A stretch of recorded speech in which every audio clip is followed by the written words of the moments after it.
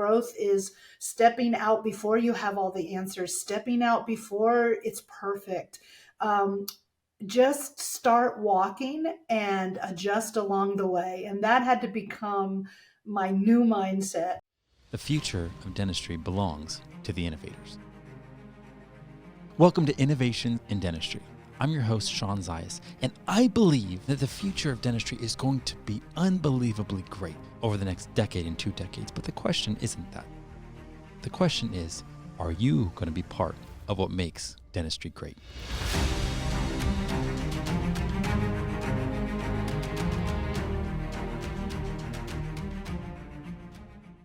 Hey guys, I am so excited today to have the honor to interview Catherine Eitel-Belt.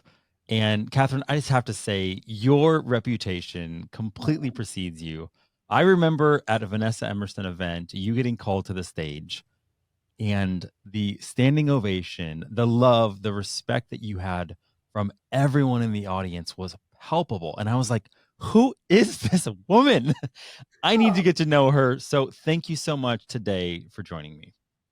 I'm so glad to be here and excited for our conversation. So thank you for saying those nice things. So I love dentistry. I think it's a crazy interesting industry. And this podcast, like, thankfully, for me at least, is not about clinical excellence or technological innovation. It's really about what empowers dental professionals to all of a sudden have that feeling of like, hey, I have permission to pioneer something great. And that could be clinically, but oftentimes I see it starting another business. It's just stepping up and leading. And I know you have such a great perspective on this because you coach and train so many of the dentists that are the leaders in dentistry. So what is your take on that?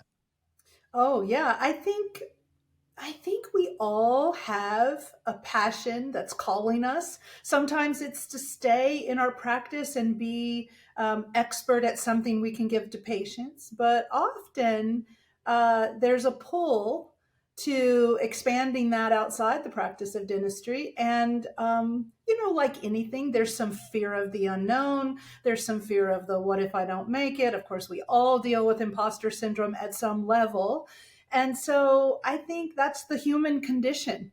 And I think understanding it is half the battle, knowing that or believing that you're not alone. Every confident person underneath that confidence has had moments or still has moments of wondering if it's enough, if it's, good enough, all of that. So I think we know the answers to what we're called or pulled to do. I think because whatever we're called and pulled to, it's like knowing, oh, you just ate something and it was so delicious to you. Someone else eats it and goes, yeah, I don't know.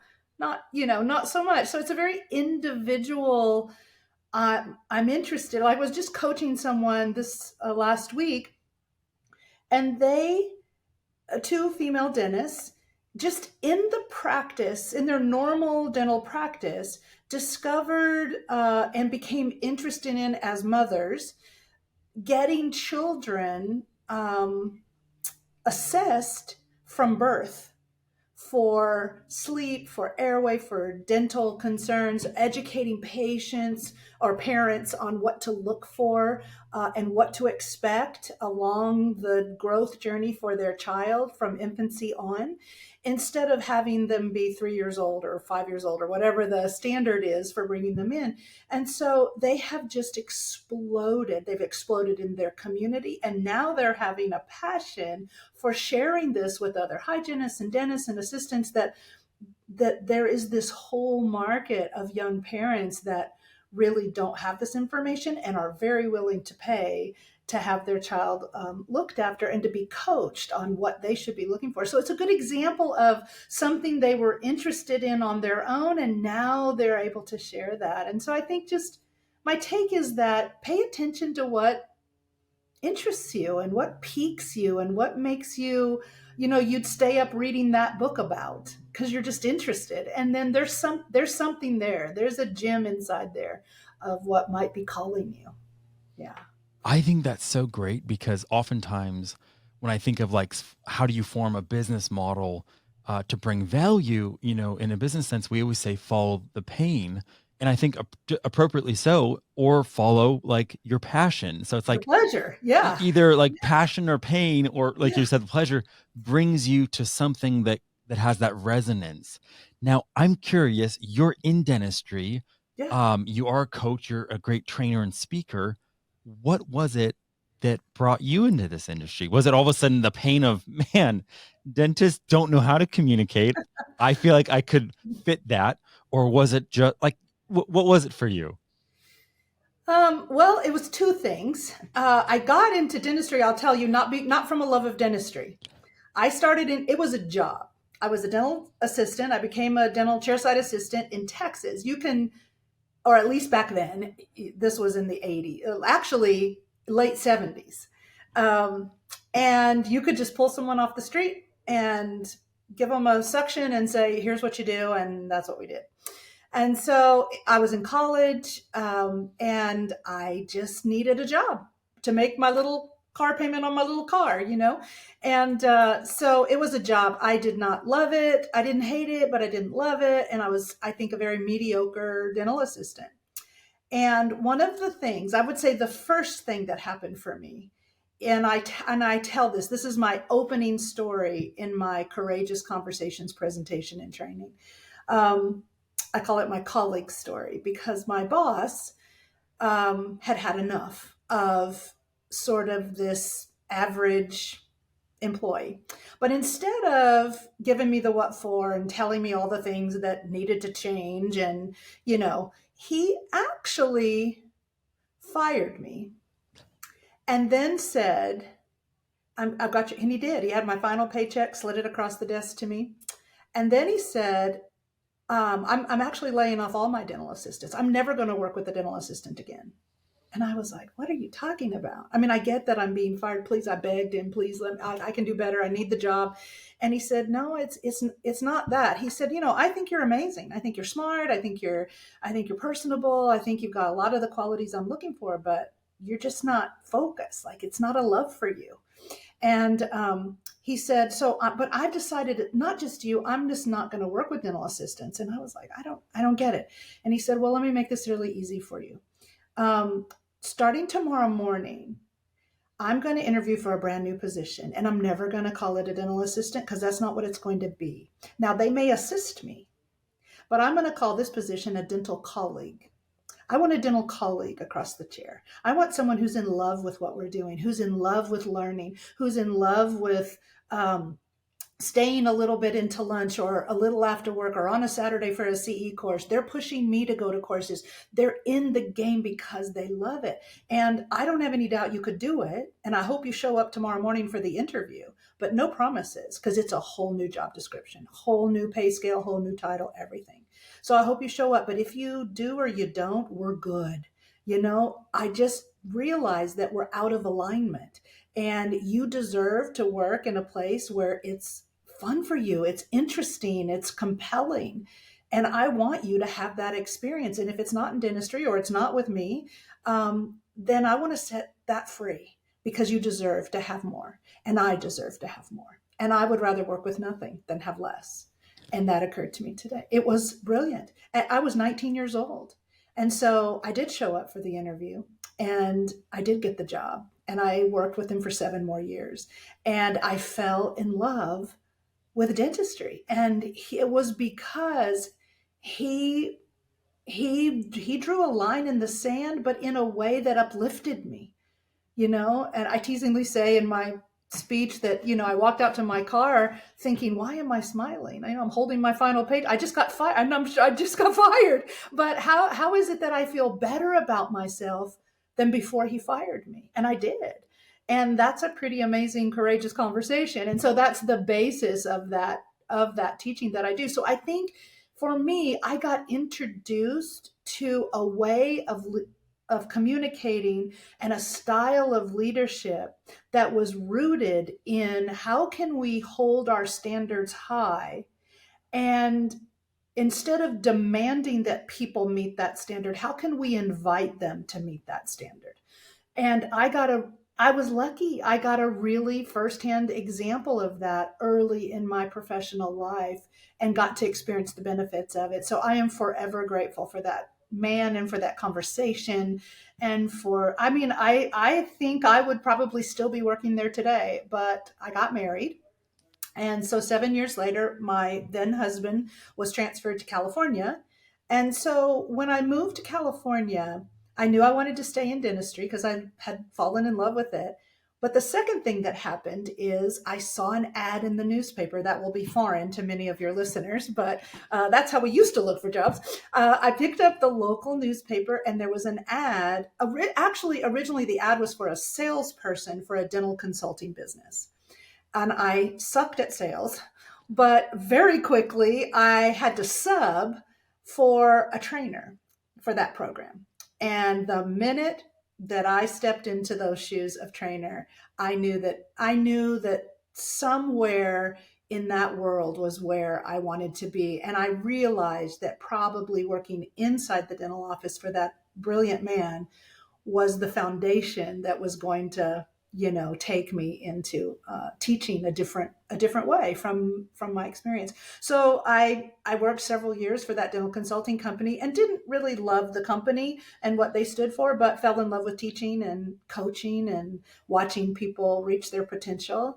And so eventually I broke away and started my own program. So for several decades, I was a full practice management consultant, just like a lot of our esteemed colleagues. But when I turned 50, I had some pretty big life transformations. And really, I think at 50, stepped into my true self and potential and took a hard look at the business and realized I could do all of the pieces. I mean, I can read a P&L and L and I can coach on profitability and I understand block scheduling and insurance coding and all of those things, but they didn't come up on my schedule and me go, oh yay, insurance coding. And so but when communication or team dynamics or leadership came or even communicating with patients, when those pieces came up on my schedule, then I lit up. And of course, just like we talked about earlier, those are the times where you kind of know it's showing you the way. So I took a jump off a cliff. I wasn't sure that people would pay for just communications coaching only. But it turns out, 12 years later, I mean, Lionspeak was born then. We rebranded and I narrowed my focus and stepped out of consulting. And I've been doing it ever since. And so it's been a wonderful journey. So I think it was those two things. It was that early experience, and then it was falling in love with dentistry at that level and being led by a brilliant leader. Although he would tell you he doesn't consider himself a good leader, but I just know being on the receiving end, he was. And then that second piece where I sort of accidentally stepped into training and consulting and realized that helping other people in that way, particularly in the realm of communication, is somehow a natural gift. And I mean, I've had to, just like you or just like anyone, I've had to learn. I've had some mistake. I made some mistakes, early and still. And so it hasn't been without its growth curve or without its learning to be better at it. But I did have a natural interest and propensity toward those subjects. So, yeah. Okay, so Catherine, I didn't know anything about your story, and I just assumed, and I wonder if anyone else ever has, that you just came from like Mm. the corporate world, Oh, being a corporate trainer, corporate speaking, yeah. and then just all of a sudden somehow got like pulled into dentistry Yeah. No. because the level of excellence you have Mm. is akin to just like a corporate speaker. Oh. So I had no idea. Yeah, I mean, And I tell dental assistants all the time, or dental professionals at any level, um, I'm you, you're me. I just found what I loved and had a little natural ability toward, and I nurtured it, and I got good at it. And I had many coaches, many mentors, many mistakes that taught me things, and I just got better over time because I wanted to be better. I wanted to be more effective. And yeah, so so anybody can. It doesn't. I don't have a college degree in coaching. I have some certifications, and I've I've worked hard for some designations and things, but I didn't go to college to learn to do this. And you don't have to. You really don't have to. You have to be good at it and willing to advance your craft. That's it. Mhm. Amen. So I'm thinking back to that time when you got fired as an Yeah. assistant, Yeah. and I'm thinking, did you ever find out from the dentist what inspired him in that moment to all of a sudden go, okay, this isn't working. Business as usual isn't working.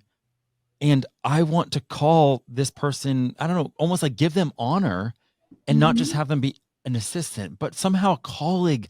It feels like a peer. It feels like someone Doesn't that it? can contribute, Yeah. that can come alongside the dentist and be part of the success, be part of the care. Yeah. Like that, It's that a seems whole new way of looking revolutionary. at your people, right? A whole new way, especially me at 19, I was just a kid, really. Now I'm 64 years old. It's like I look back and think was such a baby. But I think it was partly who he was. He was not the kind of man who enjoyed um, putting people down or having people feel less than. So he did that with his patients. He did it with all the team members, his family. So it really was who he was. He was determined that whatever he did would not tear someone down. So I think I got lucky in that regard. But I do think that he had had enough, of of of accepting less than he wanted. And he was probably late 30s. I mean, I thought he was old at the time, but no, he was probably in his late 30s. And I think he was feeling a little, not maybe a little, a lot frustrated, maybe a little angry, and wanted it to stop.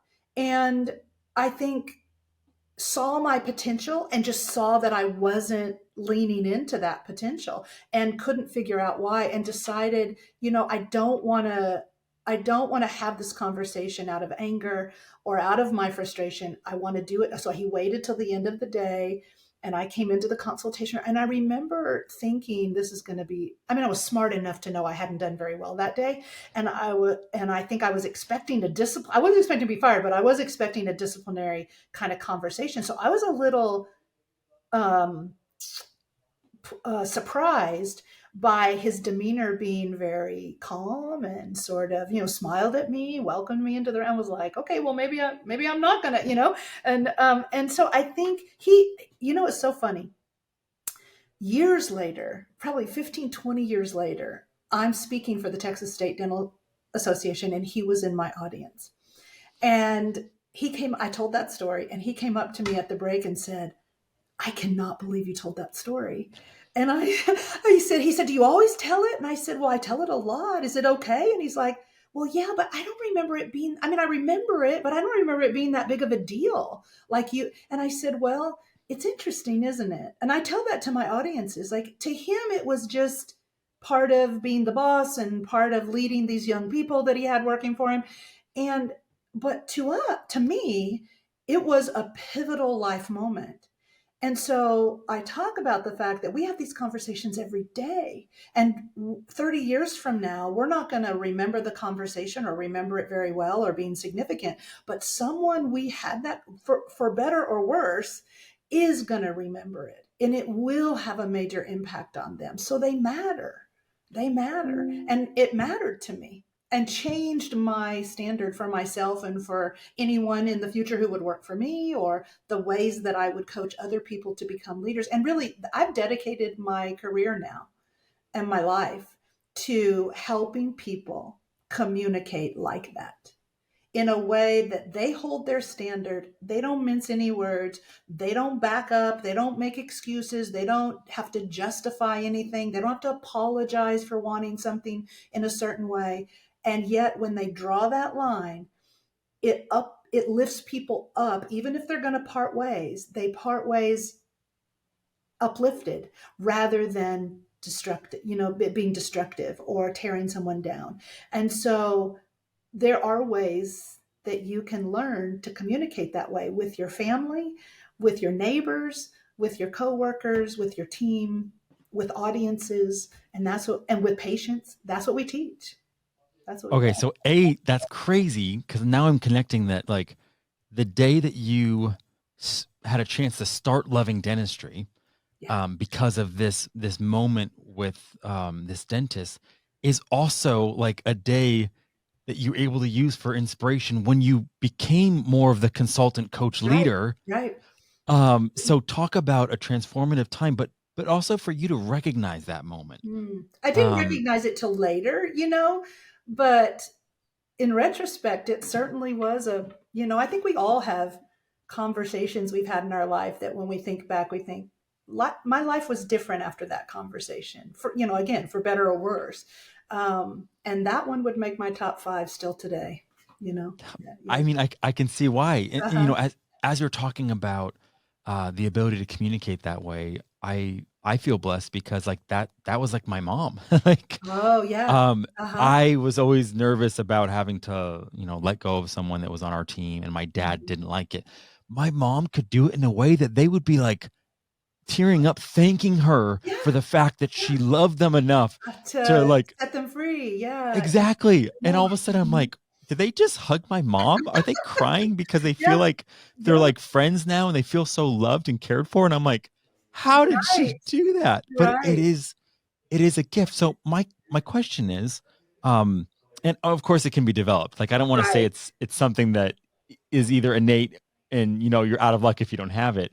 But so when all of a sudden you realized that you loved helping people, you loved, the consulting, the coaching, and then all of a sudden onto more of the leading and speaking, did you all of a sudden then look back and realize like, oh wow, as a in middle school or in high school, I kind of had those natural aptitudes or some sort of an interest? Like, was there ever something from your childhood that you then all of a sudden connected? Okay, this makes sense. Yeah. I'm going to stop right here because my husband's forgotten I'm on it. Okay. And hold Okay. it right here. Okay. Tom, Tom, Tom. I'm going to record you. Okay. Sorry. He forgot. No worries. All right. So ask your just between us, ask the question again. Yeah, like what was there a time that all of a sudden you then started realizing like wow, it made sense because in high school, I had a ability to either like emotional intelligence with my friends where I was a good listener or I really cared about them. Like was there that connection between, here I am, I love helping people in a professional way. And wow, I realized there was like seeds of that or little sprouts of that in my upbringing or my childhood. Um, Yeah, I mean, one of my, I was always paused. I remember getting, there was a doll when I was younger called the Chatty Cathy doll, and you pulled a string and it said different things, and so they would teasingly call me Chatty Cathy. So I think I was always communicative and liked communicating, but I don't know that I was a great listener. That's often the case with really outgoing people, is that they like to talk a lot and often the focus is on them. So I have really had to learn to balance where I put my attention. Um, but I do think I was drawn to communicating. So I grew up in a tiny little town, Texas town, tiny, I had, 38 kids in my graduating class, like really tiny. And so So wait, it was where in Texas? Because it was Texas in is southern is Texas, huge. just north of Houston, a little town called Montgomery. It's much larger now, but it was really tiny when I was going to school there. And and so it wasn't hard to be a cheerleader or in the band or all these things. They were desperate for kids, to take it in this tiny little school. But of all the things I was involved in, the one thing I most loved was theater. And we didn't have a big thing, but I remember my senior year we did a one act play competition. We entered into it, and I had a starring role in this one act play competition. And we didn't go all the way to state, but we went very close. And I remember I loved two things about it. I loved performing and creating that sort of character connection with an audience and bringing that to life. But I also loved the team that it took to put that on, and in anything else I did, I didn't have that feeling, but that little troupe of actors, as we kind of went, through these competitions, um, was just super tight. And I really loved, so I think early on, I began to fall in love with what was it that made those teams either not come together well or come together so well, like in that little troop. And I definitely got a love for the stage. So yeah, so I think there were some signs, maybe some little things early on, but I wasn't a good speaker in the beginning. And I've had people say, "Oh, I can't imagine," but the truth is, I remember it was the San Diego Dental Society was one of my first professional dental speeches, and people, if they weren't asleep, they were leaving early, and it was bad. I got terrible reviews, and I laugh about it now because of course it was near my hometown. I live in Temecula, California, just north of San Diego. Because of course I couldn't have done it somewhere in Kansas or something, but right here where I live. But it taught me, or it quickly taught me, that I had the focus on the wrong thing. I thought, well, what I knew would be interesting enough if I just could show them how much I knew, which is all the focus on me. And I quickly learned the hard way. And then maybe the soft way with some coaching, with some really good coaches that said, "Oh, we can tell you right away. You've got the focus on the wrong thing. You've got to involve them. You've got to create an emotional connection with your audience, not only to you, but to your subject. And you've got to be able to do that in the first few minutes." And so, it just learning from the greats and some experts that I had good information. That wasn't and most dental professionals do. There's something they're really good, Invisalign or lasers or implants or sleep dentistry or whatever it is. They have some areas of interest. They've gotten good at it. They have extra training. They have a lot of experience.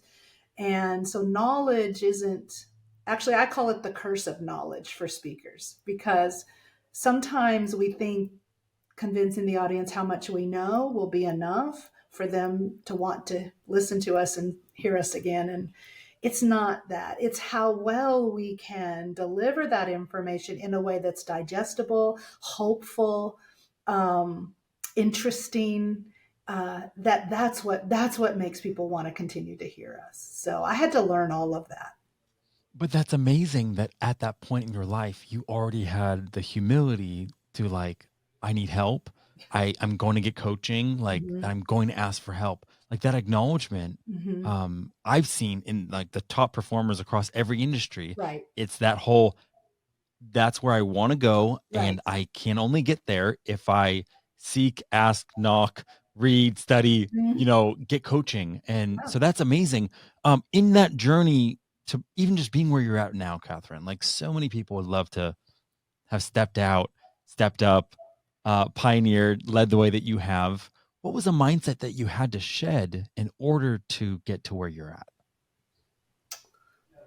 Perfectionism, big. Okay, so that is something that so in tandem with your excellence, perfectionism I feel like masks itself sometimes as excellence, but Mhm. I know there's a difference, but I feel like you probably had a natural propensity toward excellence and toward being I great. did, which can be a curse, and a wonderful thing. But I really held myself and my company back, taking much longer to, a real perfectionist has a hard time making a decision because their biggest fear is they'll make a wrong one, and so they just don't make any one. Or it takes them forever to make one, and then the opportunity's passed, and so and I still fight with that. I still fight with that. So I think there was that, and I had to change my mindset. I had to work on, um, how could I bring my best and know that it would not be perfect. That even if I think of the very best speech I've ever given, I can think of a few things that if I could just go back and do it, I would do that differently. That it's a very common saying, but people say, there's the speech you meant to give, there's the speech you gave, and there's the speech you wish you gave. And you always have those three speeches at play. And that's true whether you're doing case presentation to a patient or um, standing up before your team at a team meeting. I mean, I say speech, but I mean anytime you're standing No. up and trying to influence people to do something different that you know will be good for them, that's what I'm talking about. And so, just I had to just get a bigger, better growth mindset. And growth is stepping out before you have all the answers, stepping out before it's perfect. Um, just start walking and adjust along the way. And that had to become my new mindset, that I will adjust. I will be given the feedback along the way, and I'll make the adjustments. And once you finally start trusting that, I found that when I would get it to what I thought was perfect, whether that was a speech or it was a business model or a marketing piece or a website, I'd get it to where I thought, okay, it's, now that looks perfect to me.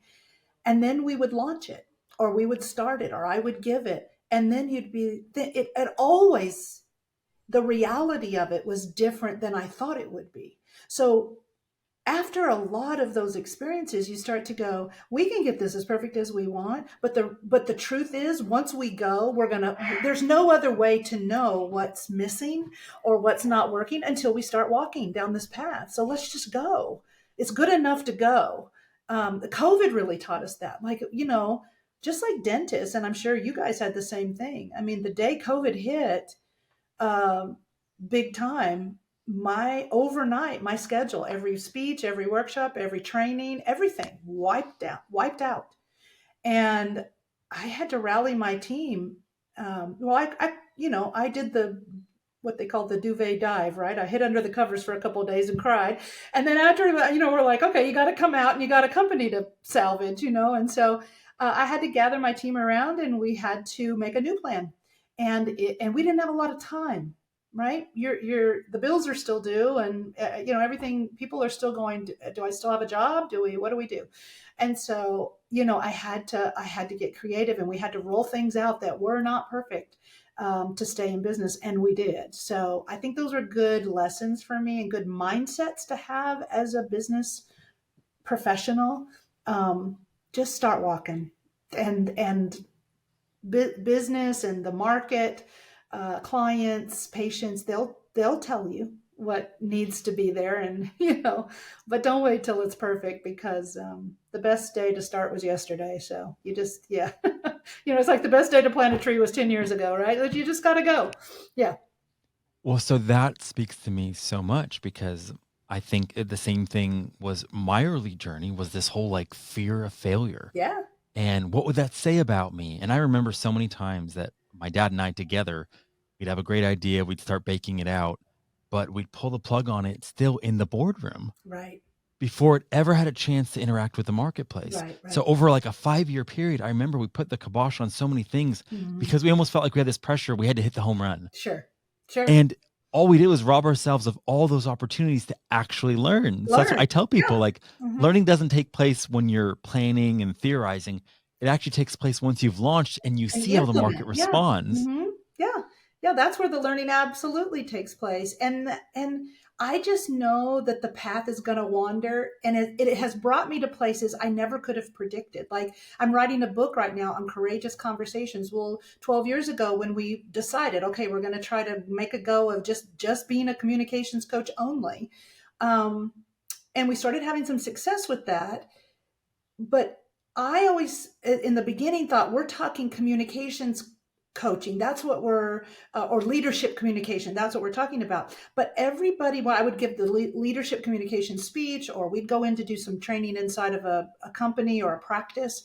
And the piece that everybody wanted more of and really lit up was around this thing of courageous conversation. So when we'd get to that part, they'd say, oh, I wish we'd have had the whole day on that, or I wish we'd had the whole afternoon on that, or I wish, we just had a speech on that. And that's the market saying, that's the piece we want. And Right. so I thought, okay. So I did. And then now I'm writing a book on it. And in the writing of the book, we've realized that we have this universal process to help people, A, get in the right mindset to have a courageous conversation, and B, to have the skills to have the actual conversation. And it's universal. So now what the editor and publisher are talking to us about is a series of books that will start with Courageous Conversations, but then we're going to say, well, we'll partner with someone to do courageous conversations for business owners, or courageous conversations for parents, or courageous conversations for, who knows, firefighters, or whatever, I don't know, but we'll partner with people who are experts in those fields, take our universal process. And so my point is, I didn't start out thinking I'm going to have a series of books. I started out saying, I think I have something to contribute in terms of the leadership communications piece. And it was in doing that that people began to say, that's the piece that's interesting. And I want more of that. And so, and now, as we got in deeper, now we're learning, oh, there's this big opportunity. So I think it's just a tribute to just start. Just start and trust and know and plan that it's probably going to go in a completely, but you don't get to discover what the new direction is until you're on the path. That's when it's going to be revealed to you. So the sooner you get on the path, the sooner it gets revealed. Yeah. So That is incredibly profound and mhm. inspiring, and it's also ironic that you just shared that, because I was Googling, your name, and I wrote book afterwards, thinking like, surely there's a book, and nothing came up, and I I'm like, know. okay, I need to have this talk with Catherine, Yeah. because clearly there's a book inside of you. I'm hoping a bunch, Uh, but we'll see. and now to come out to find out that it's not just a book, it's a series. That is Yeah, incredibly exciting. Please let me know as details firm up, absolutely. because I would love to broadcast to my whole audience about the book, whether there's a pre-order, all of Yeah, that, yeah, just of to course. We're so excited. get Our goal is to get it done by the end of the year. That's kind of the contract we signed with the publisher. So hopefully, end of year, we'll have that thing wrapped up. that is so exciting. So Yeah. see, I just love you're in motion, you're going for things, you're leading. Tell me about a time when things really didn't pan out the way Besides the that you bad speech. well, Yeah. I mean more in your personally, like, Mm. because unless that actually was a really a time that you took really hard. I just mean, like, I'm always fascinated by how people get back up, and you're here, which means you did get back up. Like the Yeah. dark night of the soul that sometimes people don't get out of, Mm. and I feel like all of us face it in some way or another. And I'm curious what that might have looked like for you. I've had several. Um, I mean, I've had a blessed life. I truly have. But I've also had some very dark times. And it's so funny. I'm glad you asked this question. I'm glad you ask it of other people too.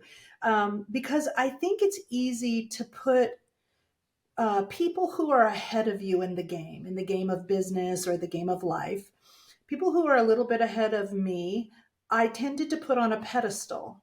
And then I was always really shocked when I found out, oh, they also have a life like me. Um, so I think we should be careful how we put people on a pedestal. And I know people do it about me because when I share this story, and I have shared this story over the years, uh, there are many people who come up and say, thank you, because I never, ever would have thought that you would have understood this, because I have it in my life too. So my probably biggest out of several dark moments. I have two sons, Hunter and Austin, and my youngest son, Austin, was a very elite athlete in high school and early in his life. He was a motocross rider, and still holds the title of being the youngest rider to ever go amateur pro, which I know sounds like an oxymoron. It kind of is, but they're able to, even as being under 18, they're able to actually get paid for their winnings. Wow. So, Wow. so he traveled all over the United States and even outside of it. He was on the cover of motocross magazines, and was just this straight A student, leader of his class, elite athlete, and he got hurt. And the short story is that, like many people who have some sort of either physical tragedy or sometimes an emotional tragedy, they are, at least, I'm hoping this is changing, but at least 10 or so years ago, now it's been about 12. Um, they would give them painkillers without any warnings or any instruction. So I remember it was a major injury. I mean, it was broke both of his arms, Oh shattered his man. pelvis, ruptured his spleen, bruised his Mm. liver, concussion. So, stitches, broken bones, all the plates and screws in his arms and, all of that. In the hospital for weeks. So we go to get him out, and they handed us, the antibiotics and the ointments and all the things, a big bag of all the things we had to do. And inside there was this prescription for painkillers and opiates. And so the short story is he got addicted. And when they run out, they use all their money, all of his winnings before we even knew what was happening, to purchase more on the street. And then when they can't do that, they steal. And when they can't do that, they go to any little bit of money they can find and they shoot heroin because they can't afford to buy the pills anymore. So they buy the cheapest thing they can. And of course, we know now that very few people make it out of that addiction. Yeah. And to watch this son of mine fall from this very beautiful place of having the world at his fingertips to essentially being a heroin addict, one step from the street. And for a while he was on the street, Yeah. was a really dark place. And I think a lot of people would be surprised that I have that experience or understand that kind of pain as a mother, as a um, just even from his perspective, as an addict, I learned a lot about that addiction. So again, short story is, through the last 12 years he went in and out of rehabs, lots of relapses. But and very early on, my husband and I divorced, so I was doing this as a single mother, Oh, still working, still trying to put on the big positive face on the stage and in front of my clients and keep my business afloat. But all around it, holding your breath that when the phone rang, it was going to be bad news, and often was. So, but I'm really happy to report that that young man has a fighting spirit inside of him, and we've had some. You can imagine the courageous conversations that we've had to have, and what I've had to be. I had to reach out for coaching. How do I, as a mother, um, have the right conversations so that because I'm clear I can't do the work for him. I can't want it more than he wants it. yeah. Um, and I mean, it was hard. I mean, he got hep C. I mean, just lots of things that they have to deal with and clean up afterwards. But anyway, he's been clean for over a year now, and is working and is in really good, um, I think, a really good mental, emotional place. He's now 30, and realizes that his life is passing right before his eyes. And so I probably am prouder of him now than I would have ever been on that motocross bike, because this was the fight of his life. This was the fight of his life. And he's done it, and he's already now in his program helping others that are just coming in, very much behind where he was, because it's an epidemic, no doubt about it. And so I think he's found a purpose, and I think he sees that all of that hard 10-year, 12-year journey, um, may have been grooming him for some great work that he can do in the future. But those were some really hard, dark times. And in writing the book, I'm planning on, with his permission, of course, planning on using one of the courageous conversations, that because sometimes it's not just at work, sometimes and it's the same. Everything applies. And I say in my speeches, when I tell the story, sometimes the stakes are not just work. Sometimes they're people you care very much about, the most important people, and sometimes the stakes are life or death. And so it matters what you say. It matters the words you choose. It matters the state of mind you're in when you meet them in a bad state of mind, when they're not in a good place. How do you maintain here and be of the best service that you can, still holding your place? Yeah. And so it's a rich conversation, and I'm grateful for the experience. But there were some there were many nights, where I thought, if that phone rings, it's not going to be good news. So, yeah, yeah. Well, I think that's amazing because I wasn't expecting your story to be one that was you as a human, as a Hmm. mother, Hmm. not in the professional space. And that just brings Yeah. me back to being like, man, like Uh dentists, huh. dental professionals, it's like I read some of the books from some of the consultants that are, trying to offer services to dentists, and they talk about the pressure with their spouse and their kids and in their community having to have it all together and be the one that's making all the money and being able to provide for college for their kids. And you just realize, like, yeah, them as clinician, it's just one hat. It's just one hat. And I'll tell you, I remember when I met my current husband, I remember very quickly he said, it's almost like you're two people. It's like you're this Catherine at work, but then there's this Catherine at home that is not quite as, um, doesn't seem, not as strong. That's not quite the right word, but not as determined, or much more willing to take the back seat and not claim her life. And but over here, you just go for it in business. You're just, but at home, not so much. And it was reconciling those two Catherines. And Yeah. again, I got coaching for it, and I'm so grateful for it. But it was to reconcile the two halves of me, and how could I be just as strong and just as self-directed, and just to become one whole person.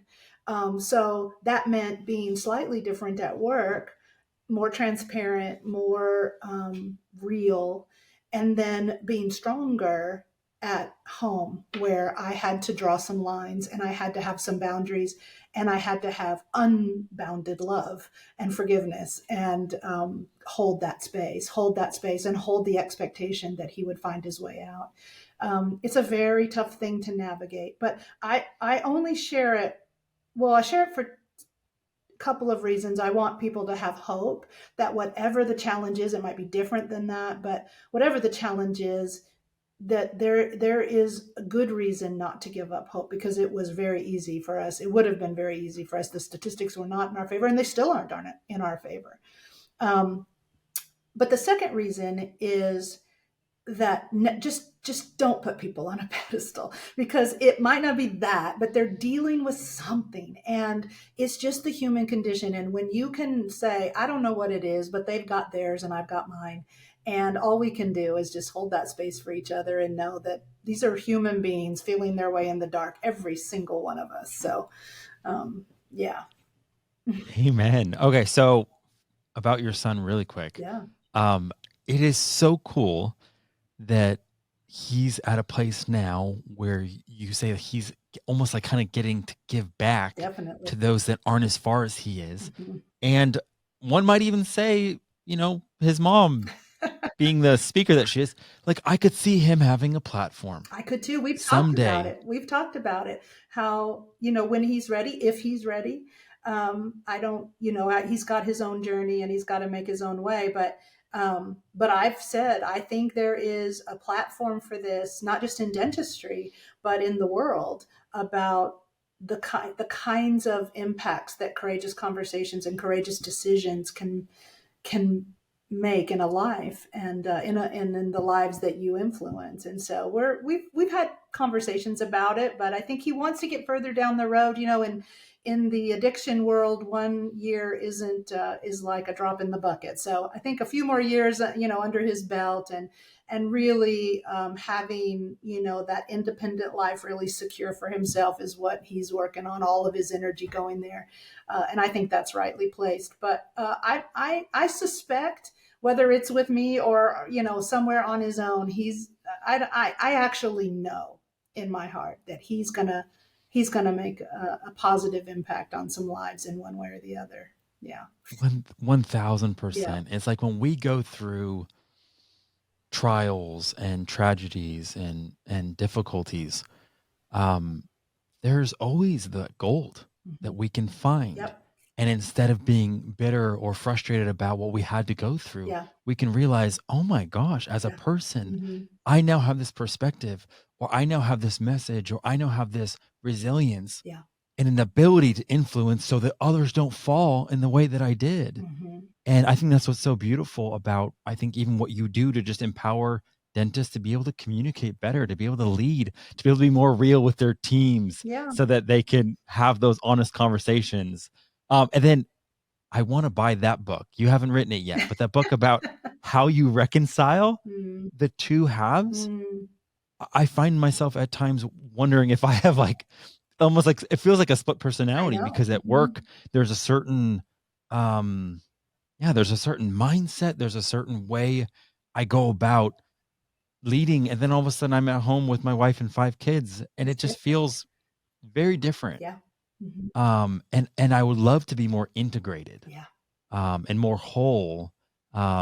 So yeah, maybe I need a coaching appointment after this with you, I'm not sure I'm Catherine. the brilliant coach on that, but I do know that it made life better when I could show up really authentic and confident in that one person.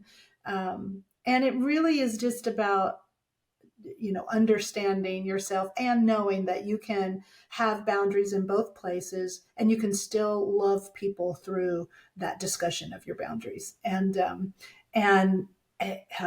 yeah, so I think those and I learned a lot of that from others that helped me. I remember a coach saying to me, what I had drawn a line for him. This was early on, no drugs in the house anymore. You can stay here until you get a job or whatever. He had just come out of a rehab. You can stay, but, and then I found evidence that he had quickly broken it.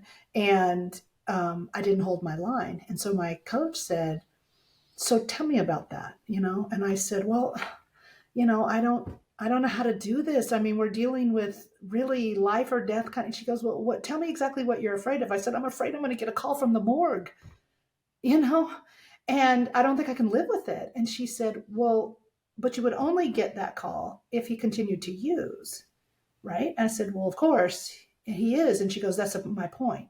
We do know what he does when you do this.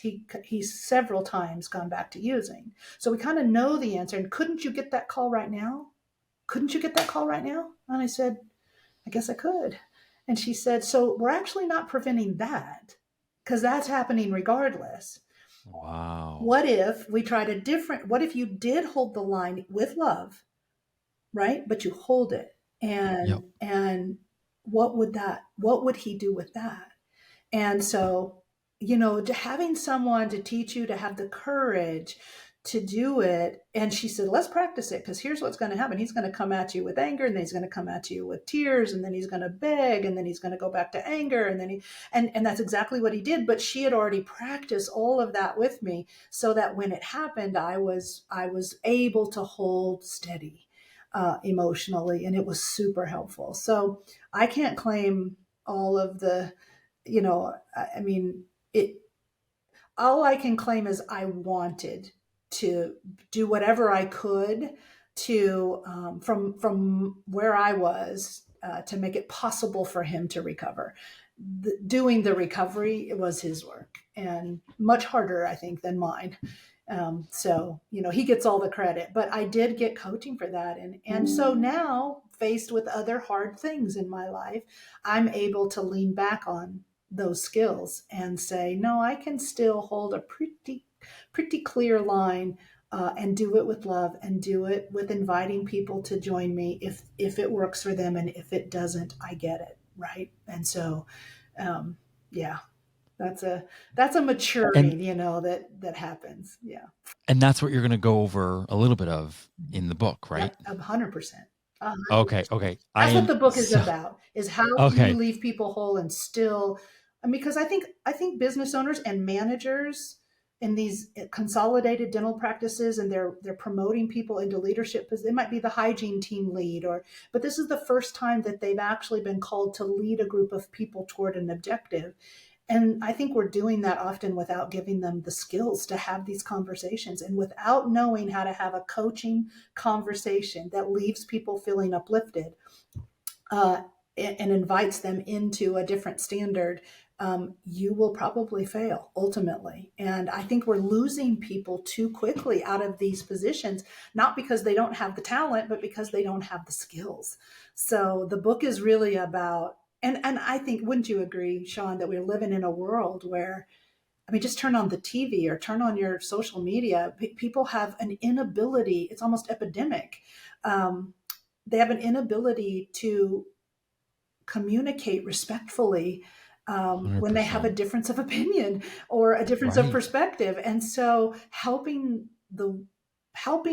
our professionals in dentistry just feels like turning the faucet onto a drip, because I think there's a whole world out there that doesn't know how to have these conversations in this positive way.